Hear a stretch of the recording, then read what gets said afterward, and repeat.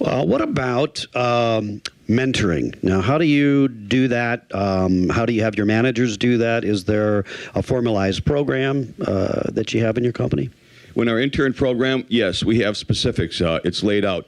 When you come and become, if you're an intern, first of all, you have to pass all the questions and so on. So you got into the program, but you are now involved in every department in the building.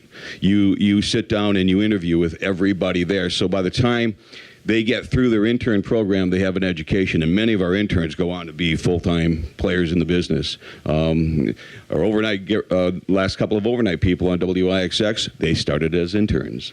As a matter of fact, Marcy Brown, who's at US 99 in Chicago, started as an intern. You know, obviously with over 70 stations, do you move people around? And do people know that they have an opportunity to Always. Be able to do that? Yeah, definitely. And I think it's the job of the manager to understand the people that work for you, what their goals are. I'll use Corey, since he's in the room. Corey came over to us in Duluth, Minnesota as our operations manager. And when I sat down with him, he said, I said, well, what are your goals? He says, there's one of two jobs, KDWB, Minneapolis, or WIXX, Green Bay. And I said, well, I can only help you with one. And when that came open, I gave him a call because I remembered it.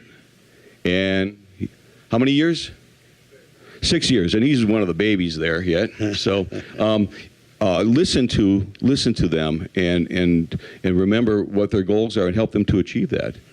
Terrific.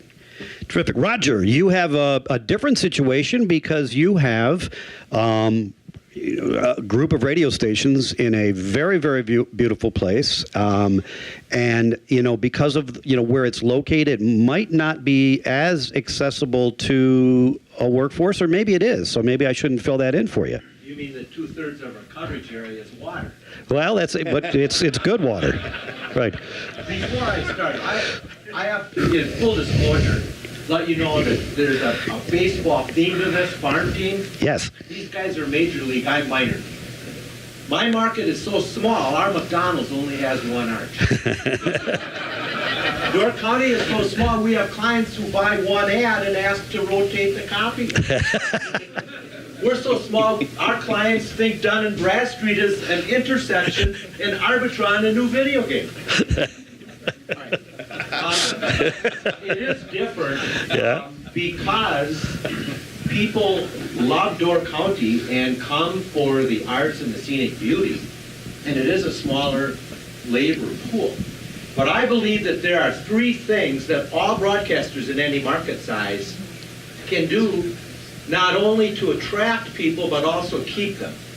Number one is to make our programming and our employment practices as millennial friendly as we can. Now, I believe that if you look at the characteristics of millennials, they present us with the best news to happen in radio since the activation of the FM chip on cell phones. I submit that millennials will render negative political advertising completely, totally ineffective. I believe that if you look at the millennial qualities of preferring authenticity to hype and exaggeration, it's a lesson on how to program and how to deal with our imaging in radio and how to talk to our employees. Millennials prefer fairness to conflict, consensus to consternation. They're authentic, they are civically engaged, as opposed to apathetic. 115 million people are in the 18 to 35 demographic. And by programming and becoming more sensitive and respectful of what far too many people my age refer to pejoratively as the millennial generation, I think it's great news. So I look forward to trying to be more family friendly, to be more flexible, to make our stations more fun.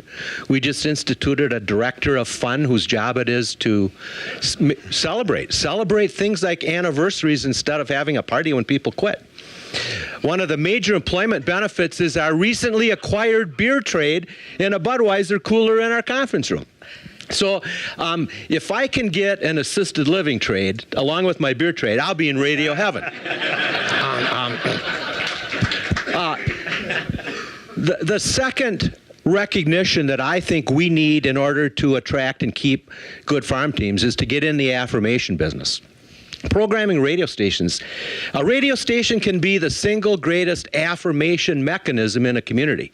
We have the ability to make people feel good about themselves, their community, their schools, their civic, their service organizations.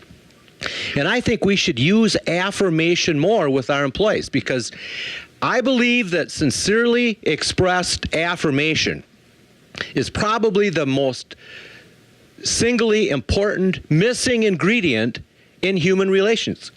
And from a guy who's been married twice to get it right, I know that I could have been better in the affirmation business.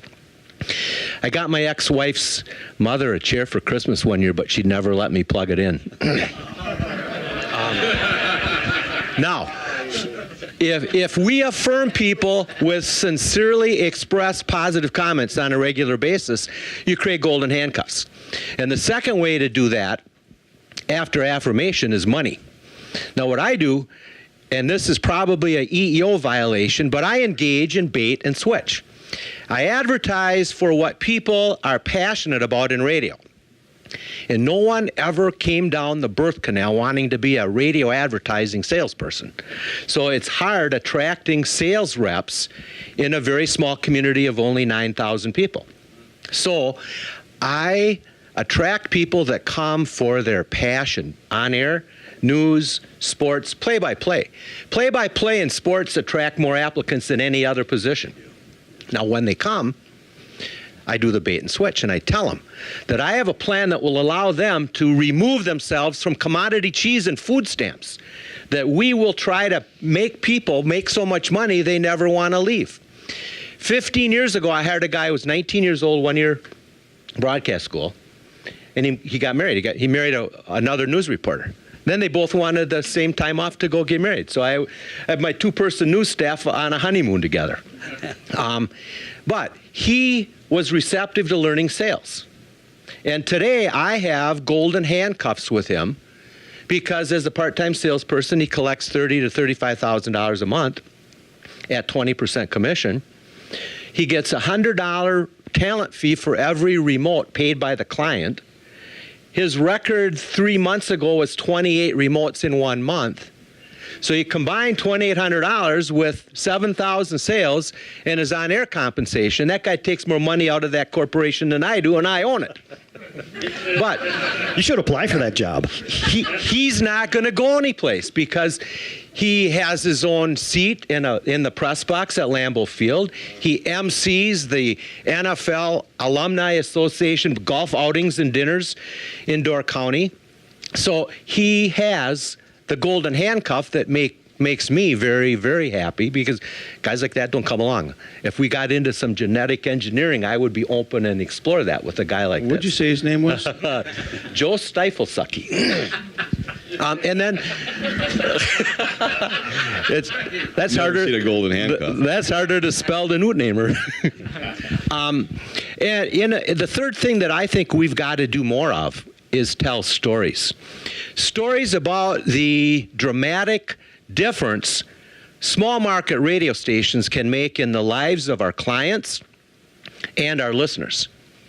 And I have a guy in Door County, or let me tell you about a client where we had dramatic impact. I went in and presented a little restaurant with a $2,500 a month schedule, which is big money in a market so small that I won't do any more of those. But the guy bought on the first call, and I'm not that good a sales rep, but I remembered not to act surprised. 6 weeks later, I went in for breakfast, and he said, "Roger, I need to talk to you." And those of you in sales know that that means he's probably going to cancel. So with trepidation, I went back to his office, and he closed the door. He said, "I got to thank you." And I had this kind of sigh of relief, and he said, "You know, the night before you came in here, my wife and I looked at her books and realized that we would have to declare bankruptcy, close the restaurant, lay off our 7 employees, and possibly lose our home that we used as collateral on the loan." and you came in and offered hope. We had nothing to lose. And in 6 weeks, that restaurant went from being 20% below the year before in sales to 20% above.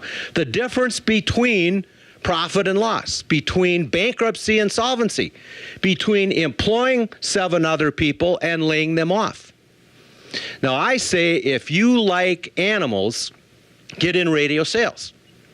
Because if a guy is failing at his business, and he goes home at the end of the day, he's probably not a very good husband, and he snarls at his wife, who then will yell at the 17-year-old daughter, who will go and start a fight with her 12-year-old brother, who will go and kick the dog, who will then bite the cat. So if you like animals, sell radio ads. Now, Door County truly is the Cape Cod of the Midwest. If I never get this microphone back, I want you to know that it's got more miles of shoreline than any county in America and more lighthouses than any county in America. When do we start? When do we start? You have, with your company, you also have the EPaper, which is a daily. How does your staff interact? Because we're all, multi-connected broadcasters and journalists, or we aspire to be. How does that work? Well, everyone's employment agreement ends with the following line: and any other duties that may be assigned. So our EPaper is done by our news department with contributions from sports announcers and sports stringers. But we started DoorCountyDailyNews.com 15 years ago, and we never added any additional personnel. We've got over 5,000 subscribers from 43 states and a dozen foreign countries. And it has probably done more to enhance the credibility of radio, whose image is often determined by people watching reruns of WKRP. And it has helped us change and be much more competitive with a Gannett twice-a-week paper. Now, our staff is very proud of DoorCountyDailyNews.com because when they walk into City Hall and hear the staff all talking about a video that was on the website, they know that they have impact and a measurable ability to make a difference in the market. It's a point of pride, and it also is a revenue stream, and it expands opportunity. It's like another arrow in the quiver of our salespeople who can sell 4 stations, the website, and then the electronic newspaper. This commitment to community, and in your particular case, it's not just owning radio stations, but you have been tremendously civically involved in not only doing good things in Sturgeon Bay, but also throughout Door County. So how does that connect you to people to almost make that your farm team, and how does that work? Well, I guess I start with the premise that I am the luckiest guy in the world to own some radio stations. I grew up in a poor family, the oldest of 7 kids. I crammed 4 years of college into 7 at the University of Wisconsin-Madison. So I thoroughly I'm just in awe of this incredible gift that I have owning radio stations. Now, a lot of people in our market would prefer that I don't, because I believe that we have a moral imperative to make people not only consumers, but also better citizens. So my editorial prowess is measured by the number of accounts that are boycotting our station at a given moment. And there are more than I sometimes like, because I take the responsibility of disturbing that slumbering tranquility of often apathetic people as part of our FCC trust. And it's kind of fun to go stir up a little fecal material in the market once in a while. And you can follow that at DoorCountyDailyNews.com, which I highly recommend you subscribe to right now by clicking on the upper right-hand corner of our website.